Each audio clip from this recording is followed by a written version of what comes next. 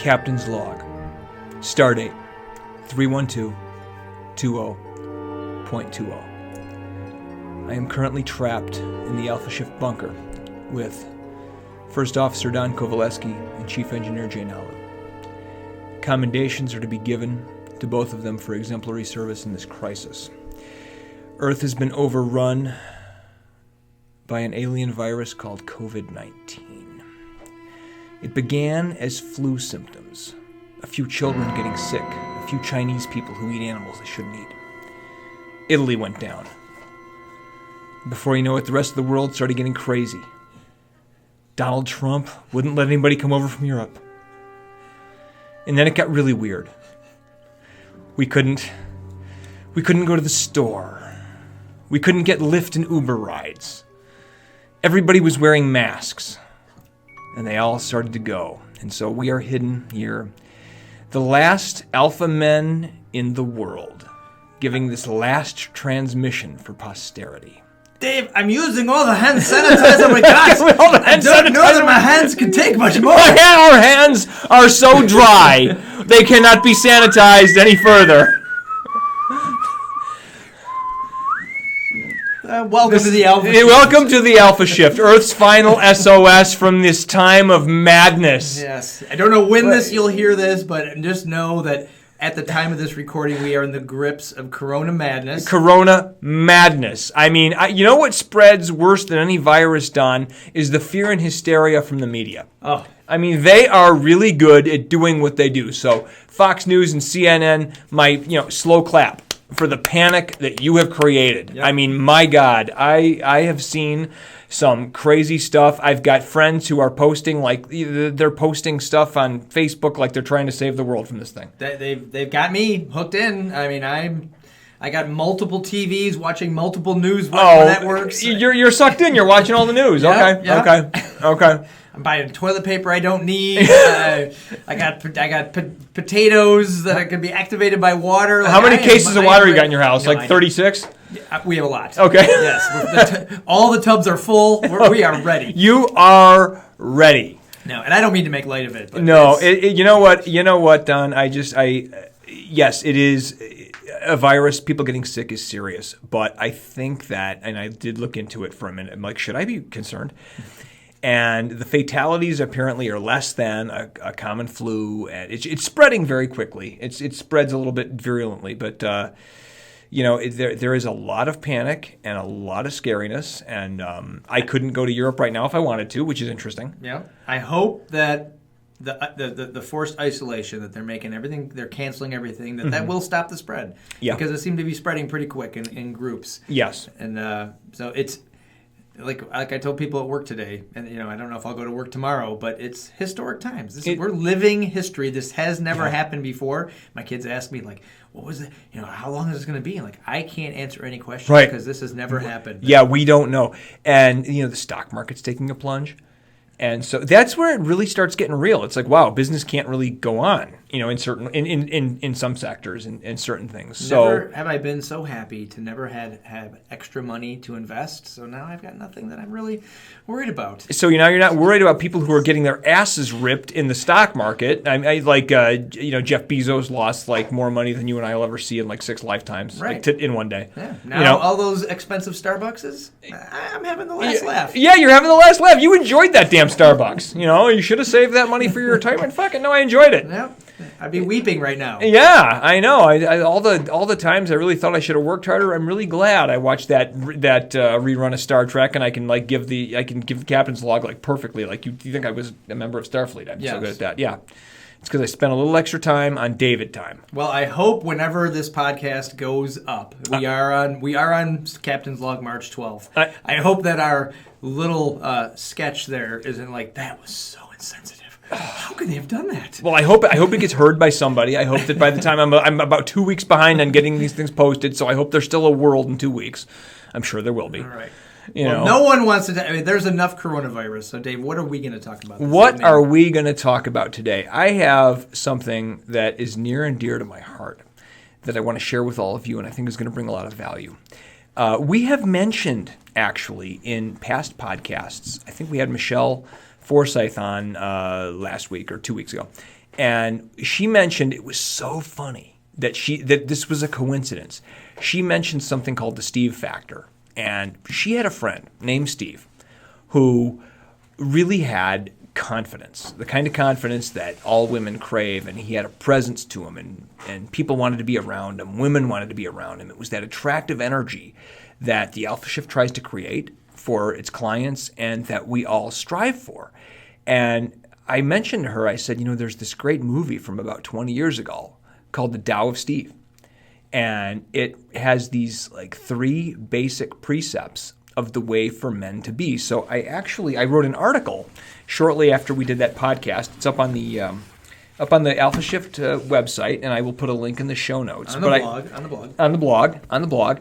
And I will. I'm going to go through, and we're going to talk about a few of the key points today. Okay. I'll read them off and give my thoughts, and you give your thoughts, and before you know it, Don, we're going to be like, oh crap, we have to wrap this up because an hour has gone by. Yeah, the movie was a comedy. But what we're about to talk about, there's some incredible wisdom in there. Incredible wisdom. Timeless. The main character, a guy named Dex in the movie, he's about 30 years old. He is a little bit slovenly. He's overweight. He's not exactly the kind of guy that you would expect to be a Don Juan with chicks. But in the movie, he just gets all the beautiful women, and everyone around him is dumbfounded. So I am going to talk about some of the wisdom from this movie. And let me get my article out here. I've got it right. I've got my paper. I always print things out on paper, Don. I can't read off of an iPhone. I'm very old school like that. I print it out on paper. Yes, but next time, could you print it in a little larger font? That is about. This is small font. It's almost impossible. This is small font. I printed it right off. Yes, right off the internet. Okay, so the Tao of Steve. Now you're saying Tao or Tao? Tao. Actually, it is spelled Tao, but like the Tao De Jing, the Chinese book of wisdom. But it's spelled Tao, but it's pronounced Dao, like a D. Okay. It's very confusing to Westerners. But yes, it is pronounced D-A-O. I'm enlightened already. Yes, but spelled T-A-O. So, but you say Tao. He calls it the Tao of Steve because it combines Taoism. In Taoism, it's also Taoism. It's a D and T thing in China. Okay. And by the way, China, screw you. You're responsible for this whole COVID-19 thing.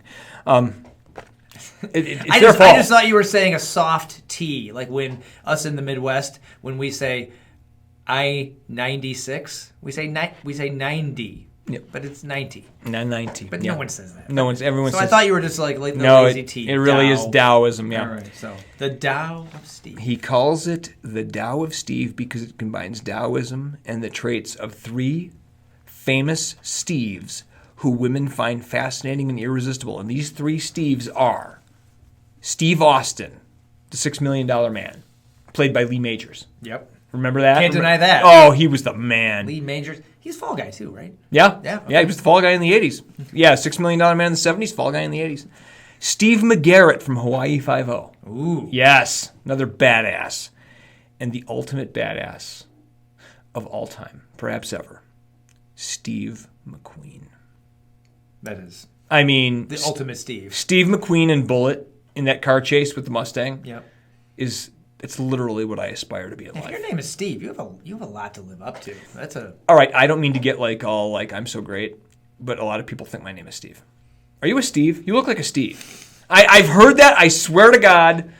And I'm just. Last week we discussed. I was Clint Eastwood last week. All the people you look like. Yes. Now this week. The names. The name. I'm a Steve. I'm a Steve. But because I got this, I'm a Dave, but with the Steve factor. Just let me have that just for a minute. Okay. I'm gonna give you that. Okay. Yeah. The Steve McQueen is. In fact, we just Don and I went this past summer and saw Once Upon a Time in Hollywood, and what was his name? Damian Lewis, the actor. He has a cameo appearance, and he's playing Steve McQueen at a party. I'm like, why don't we get a Quentin Tarantino movie about Steve McQueen? How awesome would that be? And he'd make it so cool. Oh, man. And because Damian Lewis did it so well. I'm like, oh, my God, that's awesome. That is like real Steve McQueen on the screen right there, just talking about how he wanted to hook up with Sharon Tate, which is something Steve McQueen would want to do. So his guide here is based on 3 Steves. It's based on those 3 Steves. And that's why you call it the Steve factor, because these Steves were fucking manly men. And they had these 3 traits that we're going to go into right now. So the first trait, part 1, be desireless. If you're out with this girl and you're even thinking about getting laid, you're finished. Because women can smell an agenda like shit on a shoe. This valuable lesson in all parts of your life, because as they say in business, if you can't walk away from the deal, then you're not negotiating, you are begging. Yes, begging is never attractive. That's exactly what I heard. I know I keep harping on this, but I go back to sales. Always sales. That's the exact same thing. If you are about to pick up the phone and call a client or even cold call someone, and everything, it's like my mortgage payment, everything I've ever wanted. I want a boat, I want a jet ski, I've got to make my car payment. It's all relying on this phone call, or I'm walking into a meeting and everything has to go right in this meeting, because if it doesn't, I'm not going to make ends meet. And oh my gosh, they can smell that. They can smell it. Like, this guy has no confidence. You have to act like I'm here as a favor to you. I don't really, I hope you buy. I don't really need it, but here, I'm just going to give this to you. And if it's the right, I know it's the right thing, and hopefully you see it's the right thing. It's that confidence. Yeah, absolutely. The desperation never sells. And let me give an analogous example to that, Don. You see a pretty girl. You're in a social environment. You're with a lot of friends. And a friend of a friend of yours brought the most beautiful girl you've ever seen. She's got legs that won't quit. She's got beautiful blue eyes. She just flashes those eyes at you, and she's got this amazing smile. Your knees are knocking together. And you are thinking, vibrating, emanating, you are the prettiest girl I've ever seen. Oh my God, if you would only give me some validation, it would make my heart sing, and I would jump out of my clothes, and it would just be amazing, and I would lose my mind. That's the same desperation as the guy who needs to make the sale to pay his mortgage. You know what I mean? And it's like, oh my God. It's like she might think it's cute. She might think it's endearing, but that's not going to get her, receptors going. That's not going to get her turned on. She wants the guy. She wants Steve. Yeah, so read that bullet point again. Read Steve, part 1. Yes, part 1, be desireless. If you're even thinking about getting laid, you're finished. Women can smell agenda like shit on a shoe. What you want to do, I have another quote here, act like a woman can't join your club, and she'll do almost anything to get in. Don't lean in. Lean back. You give her appreciation. Now, I want the audience to understand. I'm never talking about being a jerk, being looking down upon anyone, but know that you are the prize. And know that no matter how pretty she is, no matter how good she looks in that faux Asian gown that she's in, I'm creating this whole picture. Very specific. Yeah, I'm being very specific. Did you see someone today? Not today, but in the past. No matter how good she looks, and no matter how much your heart is pumping, and you're getting a little hard on your pants, you have to realize that what she wants more than anything is a Steve. Yeah. She wants a Steve. She wants somebody who's confident, who's she wants to get into his club, and that is got that strength. And so relax, take a deep breath, lean back.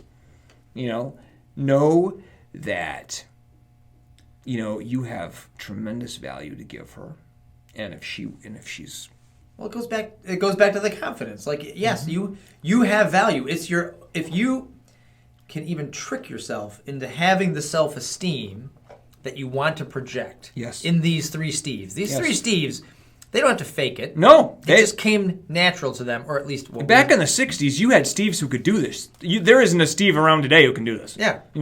And so, for a lot of different reasons.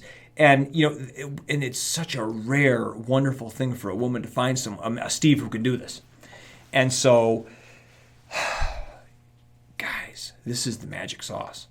Is be desireless. And all 3 of these components, but first, be desireless. Coming from a place of abundance, your life is full. Whether or not anything proceeds with this girl, you hinge nothing on her putting out or giving you validation. And it's a difficult thing to do, especially if in your head your brain is screaming, I am so attracted to this woman. Yes. You are your own worst enemy in that situation. Her smile is amazing. She's absolutely hilarious. She seems to have a job. Yes. I want to tell her right now, I want to get down on a knee and propose. You've got to show some self-control. Yeah, I know. I like me, I want to throw her over my shoulder and run off with her to my cave. Right. You know, and grab her by the hair and you're really painting pictures. I paint pictures. I want to grab her, maybe smack her ass on the way to the cave. You know, and understand, though, a part of being desireless is understanding your own nature. And I talk about this a little bit in the Alpha Shift course. And in the new course, I'm going to go over it a little bit again in the new course and the process of creating. Is that, you know, a part of your virtual inability to freak out over pretty girls, it's in your DNA. You know, we see the curvature and the things that are feminine and the things that are so attractive, and our DNA is screaming, good mother DNA, impregnate her now. Right. And so understand that you are going to have automatic impulses you cannot control. Right. We're designed that way. You're designed that way so that the human race can overcome things like COVID-19. So that we'll keep having babies, and even though things come along to kill us, we just make more people and we survive.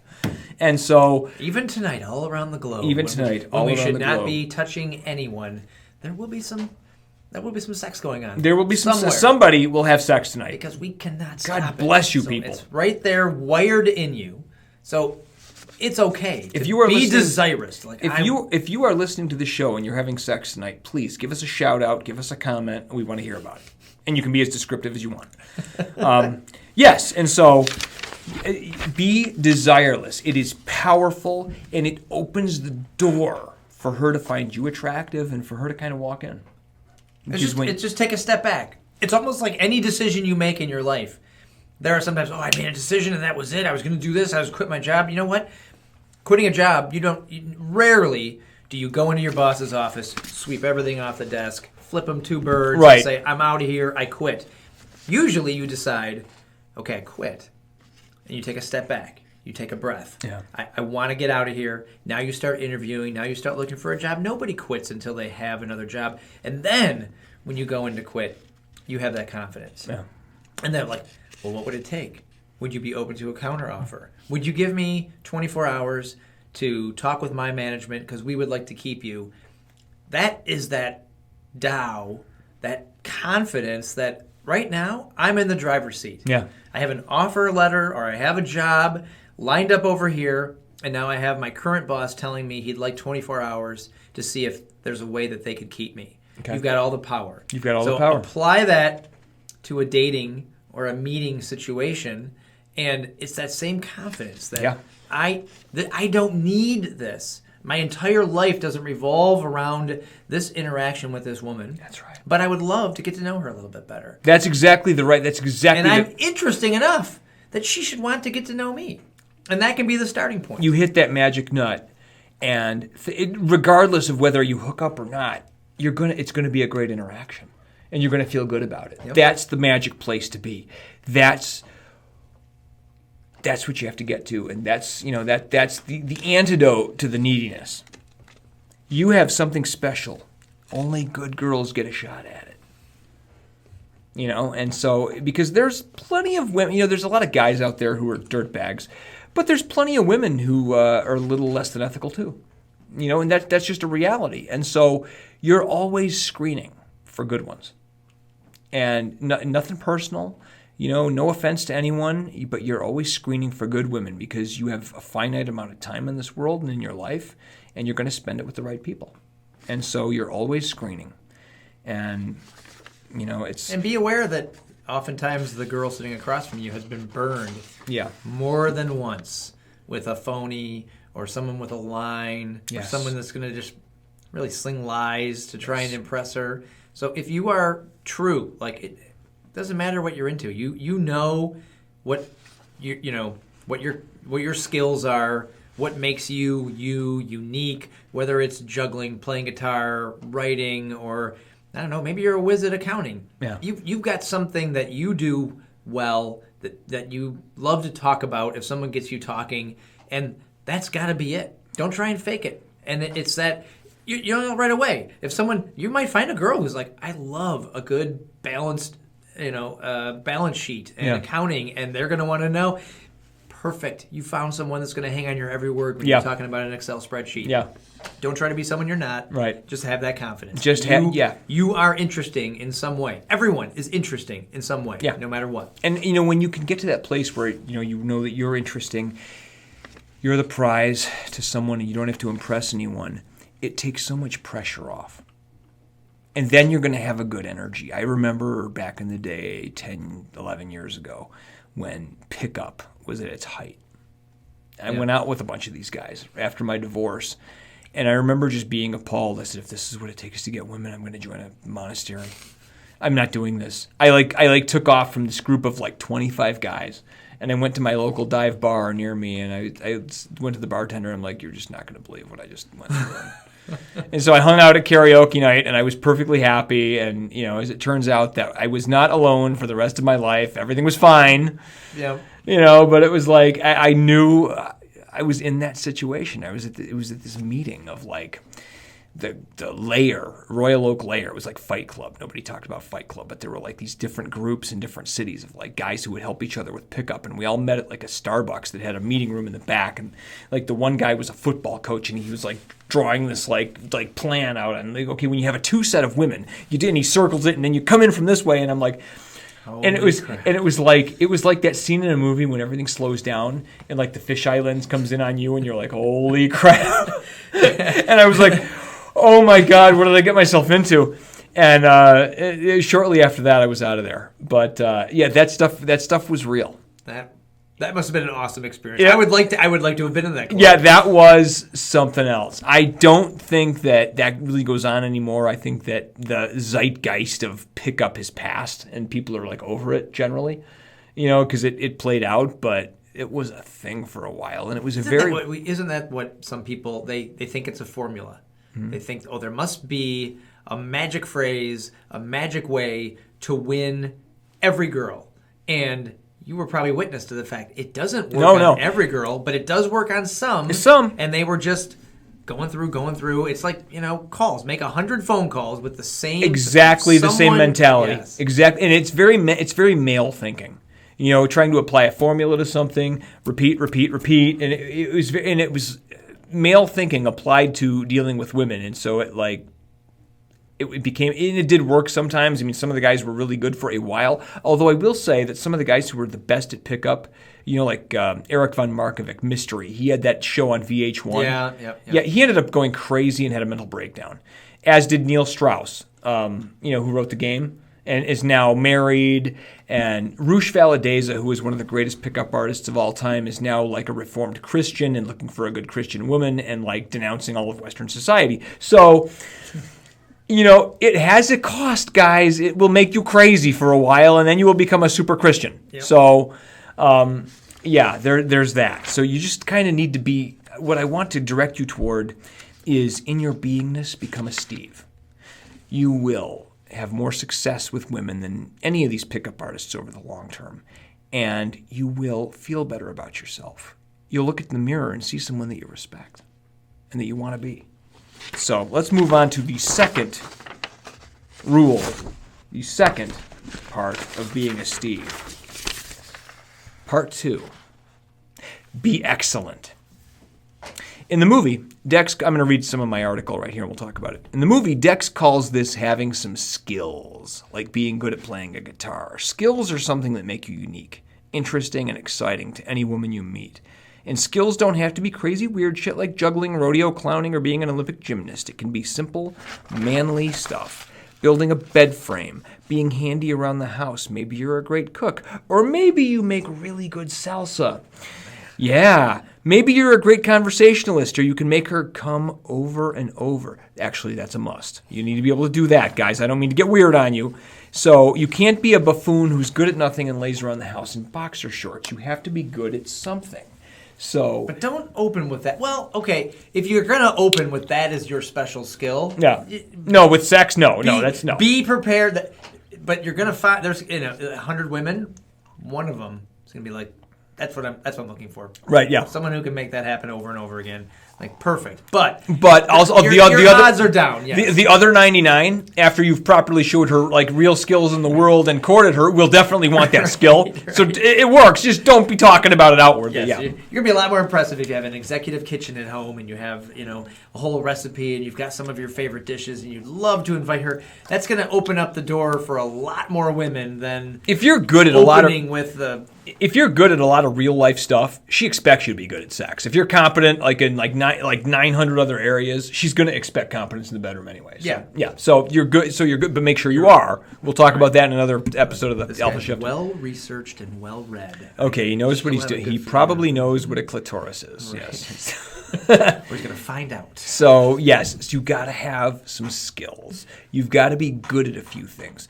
I'm a good conversationalist. I'm a decent cook. I can invite her over and make dinner. Even choose a good wine to pair with it. What about golf?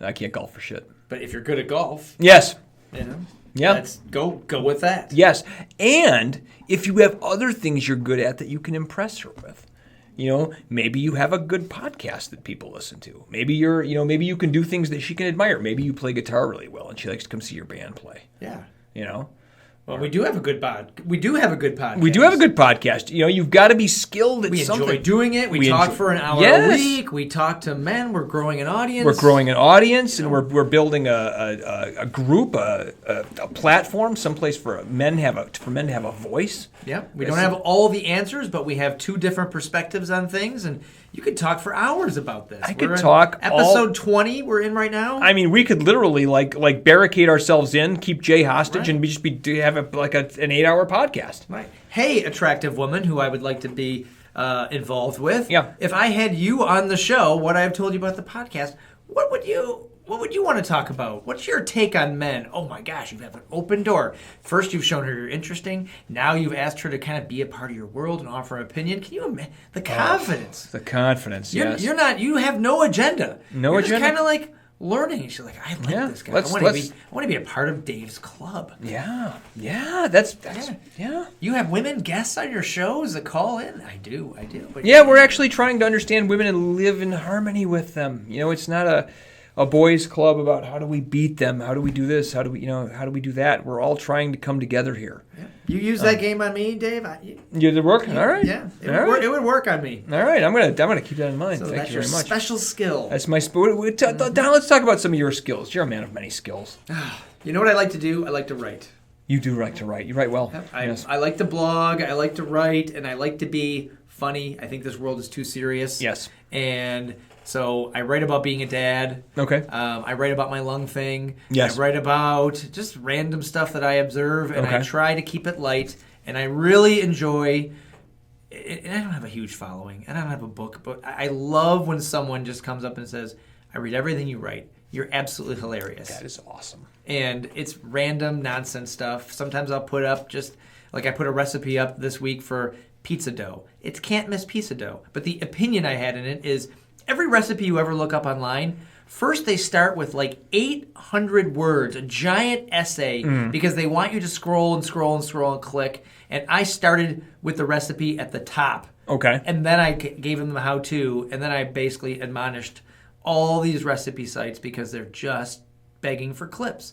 All I want is some guy to know how to make pizza dough. I worked at 3 different pizza restaurants in my youth. Okay. I stole those recipes. I make it. My kids gather around. I flip the pizza up in the air. It rises. I make 2 pizzas and breadsticks. It's like, remember Good Times Pizza? Yeah.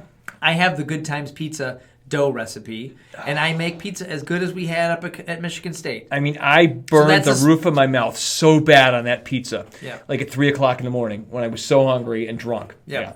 And so that's like a special skill. I make amazing pizza. We look forward to it every week, and it's on my blog. That is pizza night at Don's house. Yeah. And so so I like to write. That's what I would do. So okay. if I was in the dating mode, yep, and someone like tell me about yourself, I'd be like, that's what I do. That's what I do. And I have a podcast, and I tell stories at the Moth, and I did stand-up comedy for a little while. But what I learned was I'm not cut out to be a stand-up comedian, and I'll tell you all the reasons why I think that is. Yeah. I was on improv theater. I like that. I just like comedy, because I like making people smile and laugh. And There you go. And there's something interesting about me. Yeah. Blogging. Could that be more nerdy? It's like the nerdy. I blog and I do funny stuff on social media, but I like it. Yeah. I love it, in fact. Yeah, and it's fine. I know I do the same thing. I blog. I got the podcast. I love speaking, talking about stuff, articulating thoughts, and write. It's what I do. But what I would never do is lie and say, I'm into wine. I like wine. I like a Cabernet, a Merlot. But what I really want to do is get to Spain. And would you go to Spain? And I know shit about wine. Right. I just like whatever's at Trader Joe's, costs under $9. That's what I'm going to pick up. That's exactly it. Yeah. So I'm not going to be someone I am not. Yeah. Exactly. Life gets too difficult to be someone that you're not, and I think it becomes very attractive when you get to that point where like, look, this is who I am. So know your special skill, whatever it is. Yeah, and you know what? It's good to not want to be, try to be somebody else. Be the best you that you can be. Be positive as hell. Create a good energy for people to be around. Always have that intention in anybody. No matter what your predispositions in life are, you can be a wonderful positive influence. Be that, but be you. Be all the way you. And you will exude a happiness and a satisfaction and a fulfillment that people will want to be around. Yep. And I make the best salsa. Yes. Yeah. I have a story about.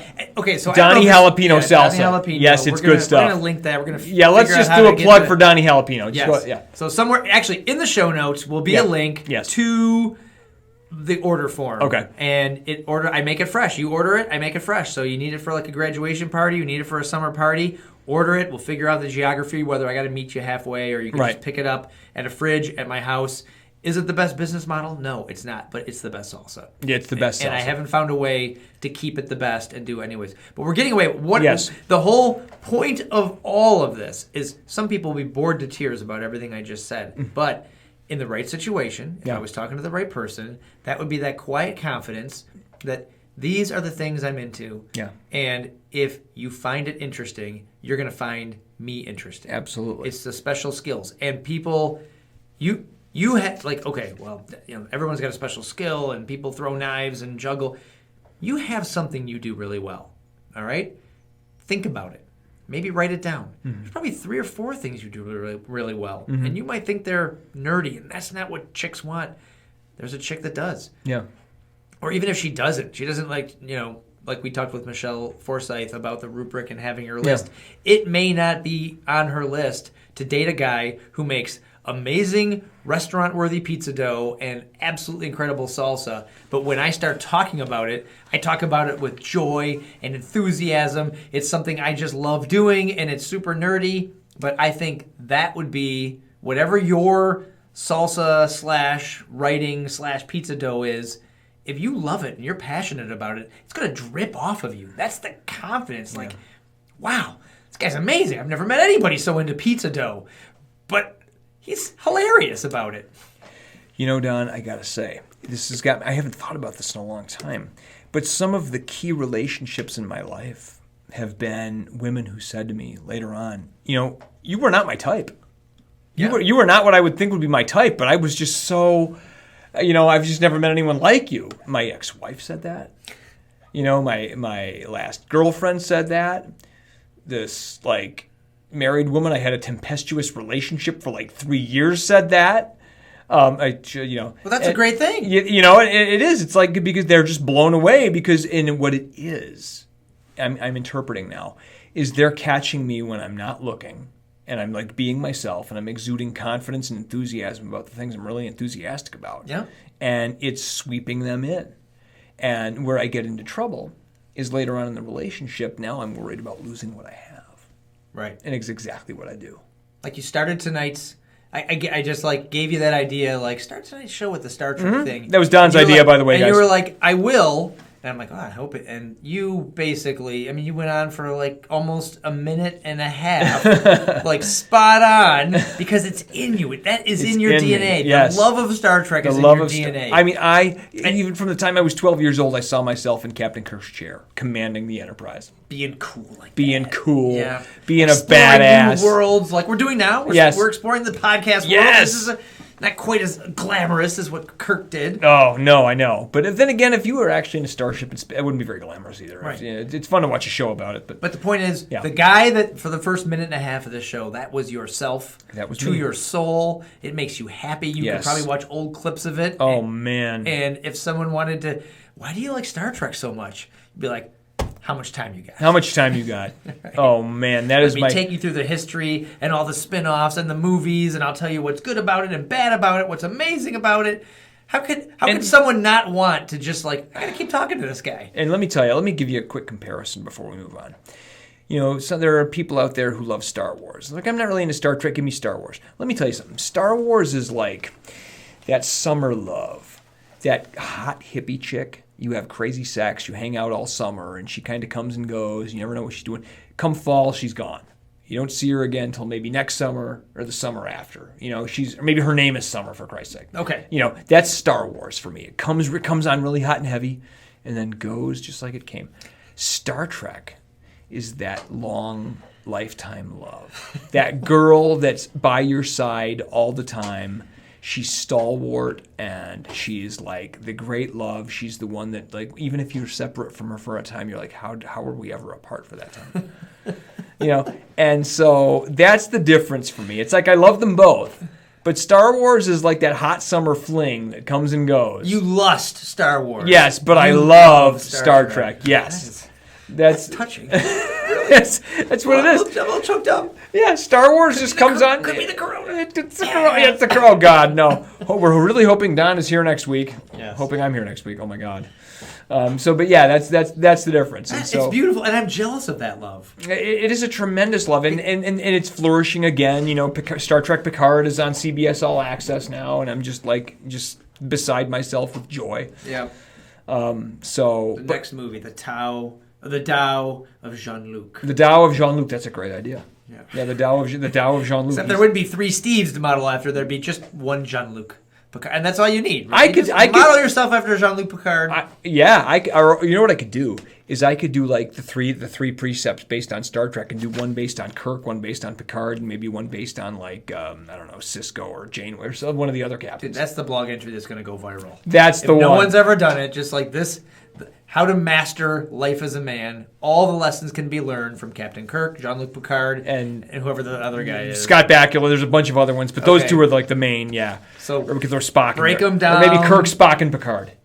See, that's perfect. Kirk, Spock, and Picard. That would be it. Because a guy like me, I'm on the outside looking in at your relationship with Star Trek, and if you would just kind of dump this is why these are the ultimate men.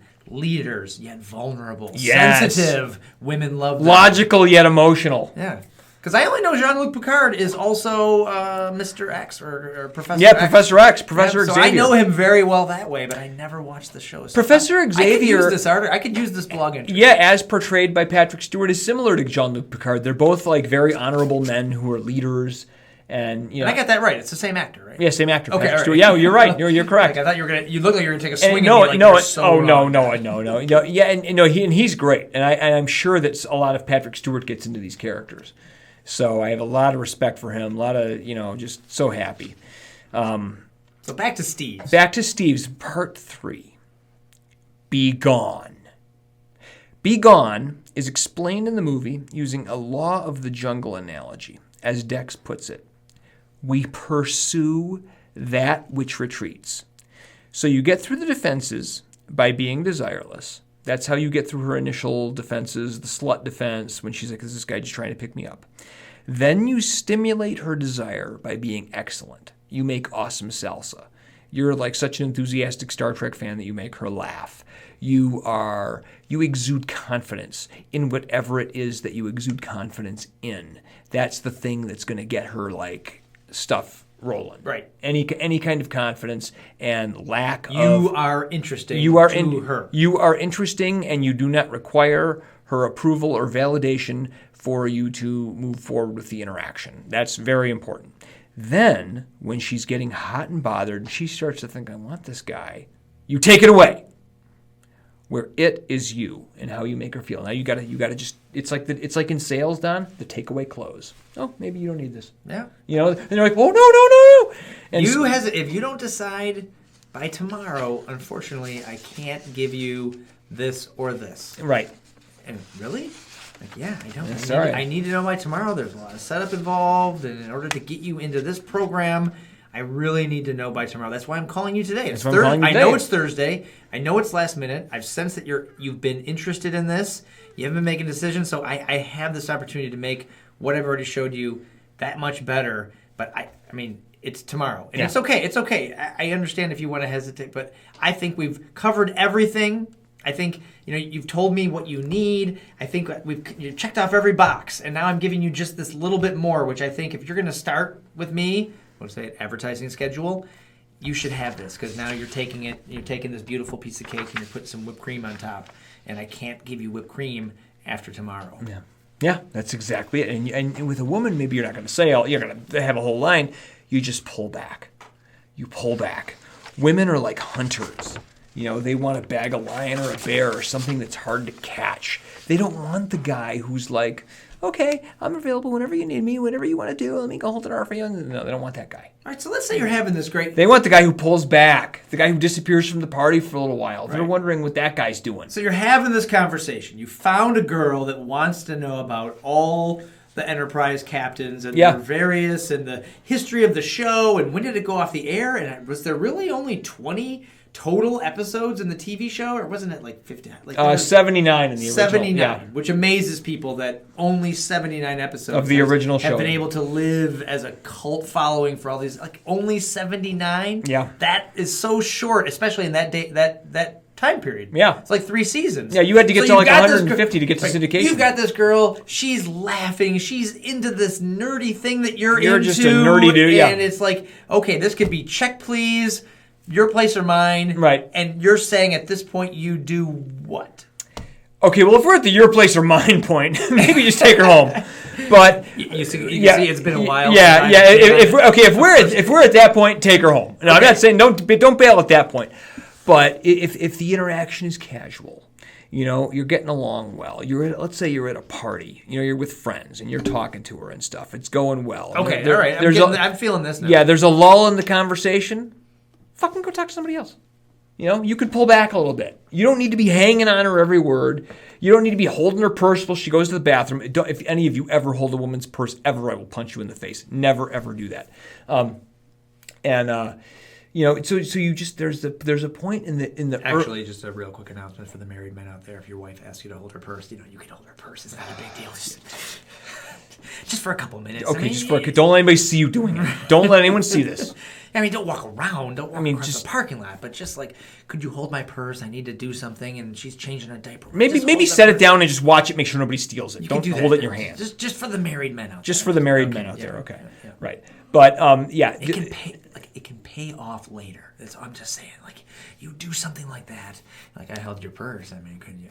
Okay. So, anyways, back to your story. A good analogy for that will be when Captain Kirk negotiated the peace between these people and that people. Yes, you have to negotiate. Okay, so you're at a party. The interaction's going well, and because a lot of men can relate to this who are single. You're starting to hit it off. And you're like thinking, oh God, how do I keep this going? I got this momentum. Don't be afraid to pull back a little bit. Okay. Don't be afraid to just pull back a little bit. Or even make light of it. Like, I am sure you didn't come to this party to learn about the history of Star Trek. Right. So, you have been... Or me, or whatever, yeah. It has been great meeting you. Yeah. But you're here with your friends. I don't want to monopolize all your time. Perfect. I'm going to go get a drink. Yeah, that's you're perfect. Rude. You're that's just perfect. Like, there's no way you want to know about this. And then... Now you observe. Don, that was actually a perfect application. You're not being a dick. Being like, okay, right. But you pull back a little bit. Right. Like, oh, I just became self-aware that I'm talking about Star Trek or pizza dough at a insane man's level of. I'm gonna let you be. Yeah. And even if you're just Mr. Steve McQueen and you're just so cool and your flirtiness is just on and she's like, oh, you're so great.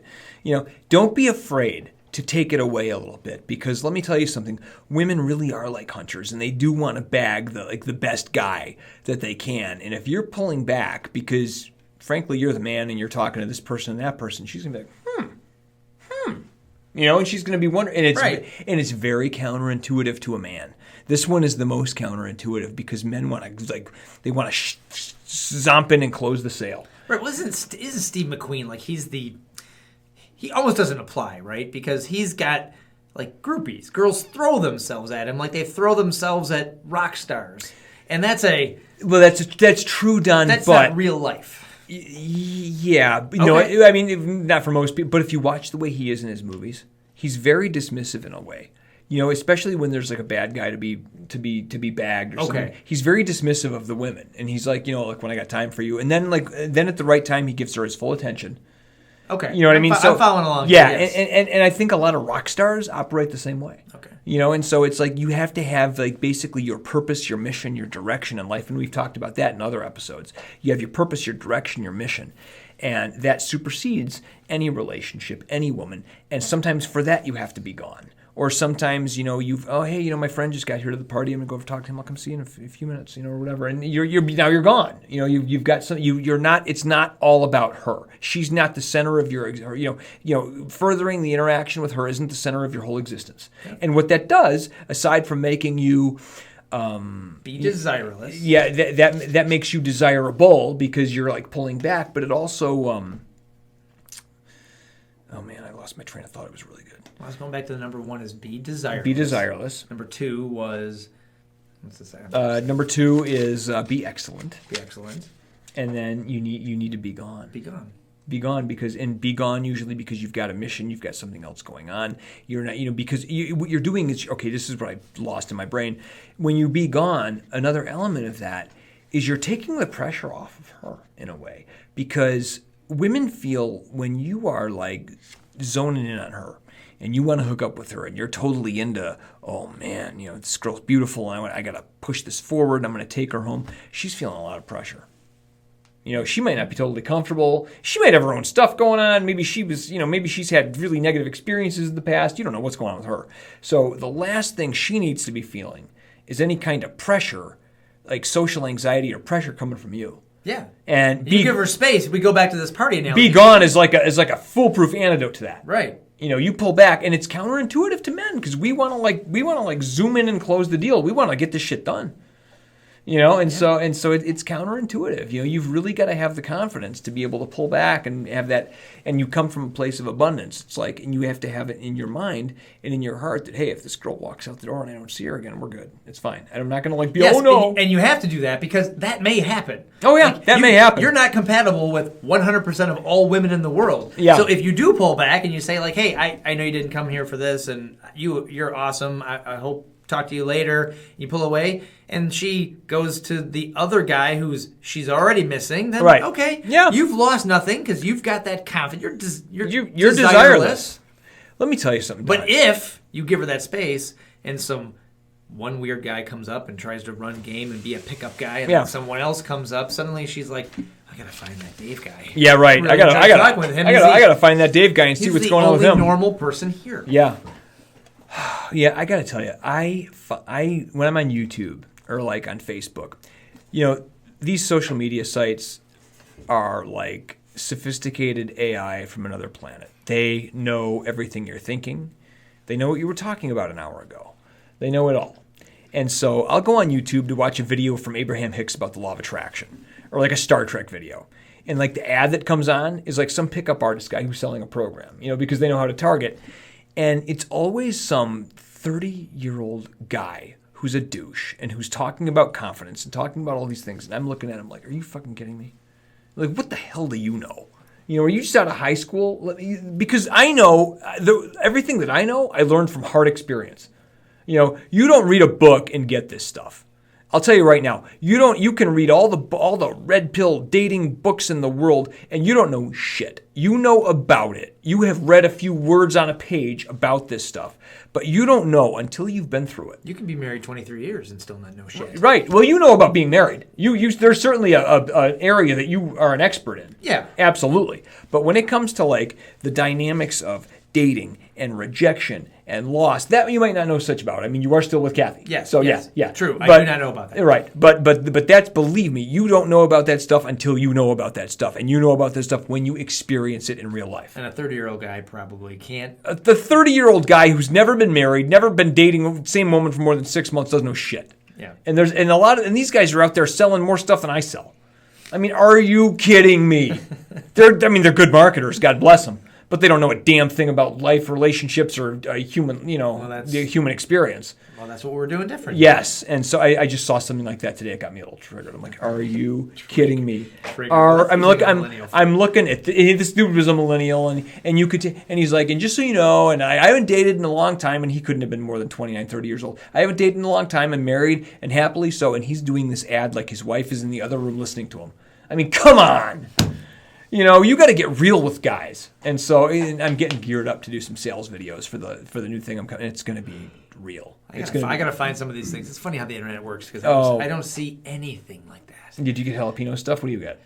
I get journal stuff. Okay. Just like I said, and then the ultimate laptop for writing and different software. So it's exactly what I said. Whatever you're talking about or looking up on Google. And I'm a big coffee snob, so I'm always getting coffee things and different beans and ways to brew techniques. And so that's the thing about the internet now is they're doing the thing on you too. And right now all of us are going to be fed coronavirus news and information and tips and tricks.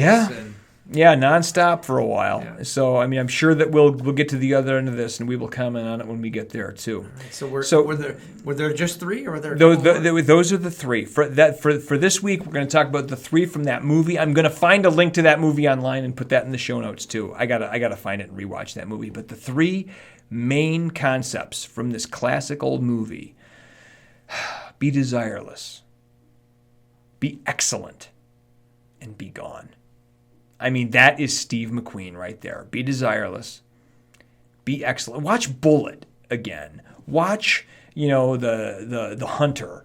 Watch The Great Escape. Watch these old movies again. And think about it in those terms, be desireless. Yeah. And if we're all... Be excellent. If we're all quarantined in our houses, then this is the time to do it. And you know what? Honestly, there are a lot of other men besides just Steve's who do this. You could say be a Paul. And, Paul Newman does the same thing. It really is about being that the rugged American cowboy archetype. Right. The recent is John Hamm. Yeah, John Hamm. He's a good recent one. Yes. And John Hamm is Don Draper. And I know they wrote him as a very flawed character with some issues. But Don Draper, women fell all over Don Draper. Right. And that's because he exuded that confidence. He had the confidence. And then John Hamm in real life, he's funny too. Yeah, absolutely. And so there are plenty of real. Harrison Ford's got it. Oh yeah, Harrison Ford's definitely got it. That's American male. If you're going to draw, what we all in our minds think we look like, it's that. It's Indiana Jones. It's Han Solo. He's the ultimate. James Bond has got it. All iterations of James Bond. My personal favorite was Sean Connery. But Daniel Craig's pretty respectable. Yeah. And Pierce Brosnan kind of lost a lot of man points in me when I was at my mother's house for dinner one night, and her favorite movie in the world is this travesty called Mamma Mia.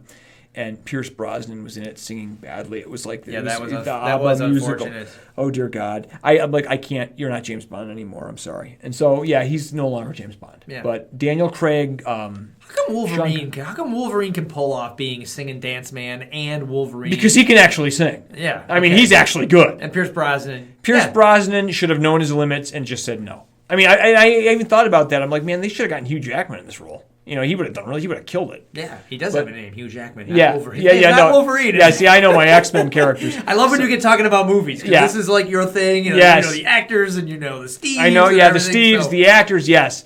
Hugh Jackman. Hugh Jackman. I mean, he pulled off the Mamma Mia. Yeah, he could have pulled that off in his sleep. But So I wouldn't be in a movie singing unless it was like really good. If it was just bad, I wouldn't do it. I might take singing lessons and see if I could pull it off, but if I couldn't, I'd back out, for Christ's sake. I would have been in La La Land. I could have pulled that off. Oh, I love La La Land. My ex made me watch that, and she made me watch it begrudgingly, and I'm like, this is actually pretty good. Yeah. But it was kind of tragic at the end. Yeah, no, it was. Spoiler alert! If you're listening, no, my wife and I, like, everyone's talking about it. Everyone's talking about it. Like, let's go see it. I did not. I had no expectations. Yeah. And it just burst onto the scene with that huge opening number, and it was colorful, and it was fantastic. Yeah, no, it was awesome. Ryan Gosling was great. Gwen Stacy from the from the Spider-Man movies was great. Oh my God, what's her name? I liked that they chose not to live happily ever after. Yeah. It kind of broke our hearts as an audience. Yeah. Okay, so it's... Yeah, Don totally just gave it away. Back to Star Trek. But anyway, we're going to wrap it up, and I'm going to sum it up in the show notes. Be desireless. Be excellent. Be gone. You will hear me mention these things over and over and over. These are basic precepts of the Alpha Shift. We are going to go brave the cold and coronavirus, and we are going to make a point to survive another week and bring you another podcast next week. Until then, I'm David Kruger. I'm Don Kovaleski. And we will see you soon. Peace.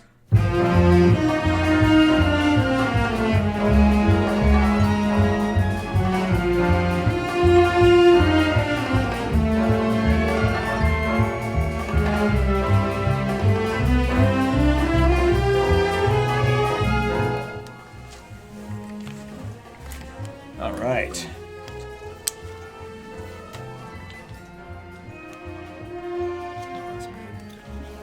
Awesome. Oh shit, I gotta shut the video off. We're still rolling.